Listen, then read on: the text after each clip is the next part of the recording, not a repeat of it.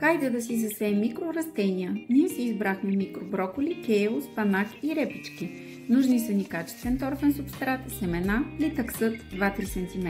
Ако нямате подходящ, може да използвате пластмасова кутия с капак, пулверизатор, по желание градинска лопатка и табелки за надписване.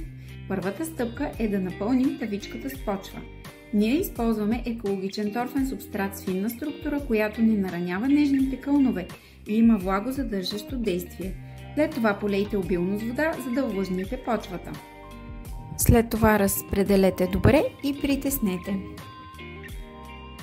Разпръснете семената равномерно върху повърхността на почвата. Идея: за да спестите място, можете да отгледате два вида микросемена в един съд, като го разделите в средата с дървена пръчица. Поставете табелка с вида на микрорастенията. Покрийте ги с тънък слой почва около половин сантиметър, като внимавате да не ги засипвате твърде плътно и отново притеснете почвата. Затворете капака на кутията и направете няколко малки дупчици, за да помогнете покълването на растенията. След като се покажат кълновете, го отстранете. Всички нужни неща ще откриете в онлайн агроаптека Булагро. Последвайте ни за още градински съвети и идеи.